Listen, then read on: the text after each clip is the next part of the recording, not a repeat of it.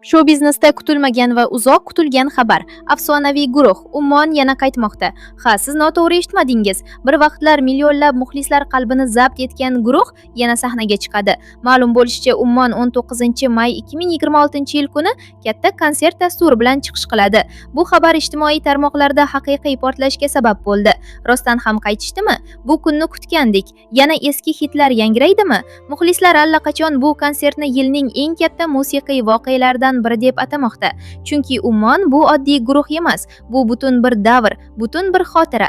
Ularning qo'shiqlari bilan ulg'aygan avlod uchun bu yangilik, haqiqiy nostalgiya va katta sovg'a bo'ldi. Endi esa hammada bitta savol: konsertda qanday syurprizlar bo'ladi? Eski hitlarmi yoki yangi qo'shiqlar ham bo'ladimi? Bir narsa aniq, 19-may kuni sahna yana larzaga keladi. Siz ham borasizmi? Izohlarda yozib qoldiring. Kuni kecha sobiq Ummon guruhining xonandasi Zohid Rizqiyev dahshatli avtohalokatga uchradi. Baxtsiz voqea sodir bo'lgan vaqt xonanda aynan mana shu tanib bo'lmas darajaga kelib qolgan mashinani boshqarib ketayotgan bo'lgan. Aniqlik kiritilishicha, yo'l transport hodisasi kecha soat taxminan 23:00 larda poytaxtimizning Yunusobod tumanidagi Ahmad Donish ko'chasida sodir bo'lgan. Voqea aynan mana shu yerda yuz bergan. Ma'lum qilinishicha, 1990-yilda tug'ilgan haydovchi, ya'ni sobiq Ummon guruhining xonandasi BMW rusumli transport vositasini boshqarib ketayotgan vaqtida rul boshqaruvini yo'qotib, dahshatli yo'l transport hodisasi sodir etgan. Internetda tarqalgan videolardan ko'rish mumkinki, bir qancha odamlar mashinani harakatga keltirib, ichida qolib ketgan odamni tashqariga olib chiqishga urinishgan. Avtohalokat natijasida 1994-yilda tug'ilgan yo'lovchi ming afsuski voqea joyida vafot etgan. 1995 hamda 1996-yilda tug'ilgan yo'lovchilar esa tan jarohati olib shifoxonaga yotqizilgan. Video tasvirlardan ko'rish mumkinki, ushbu yo'nalishda harakatlanib kelayotgan mashina aynan mana shu bordyorning ustidan sakrab o'tadi.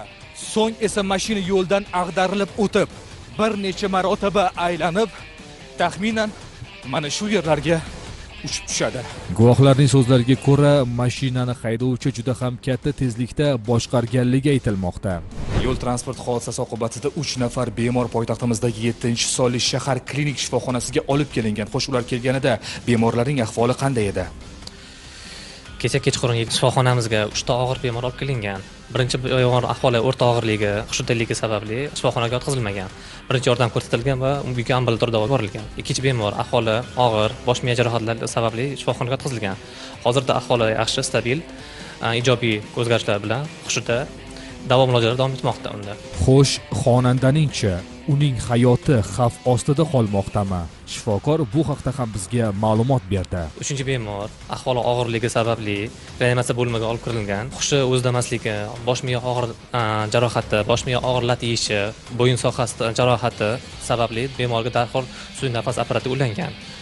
Hozirda ahvoli og'ir, bemorga kerakli tekshiruvlar va kerakli shifokorlar tomonidan konsultatsiya qilindi va bemorning hozirdagi ahvoli og'ir deb baholanmoqda.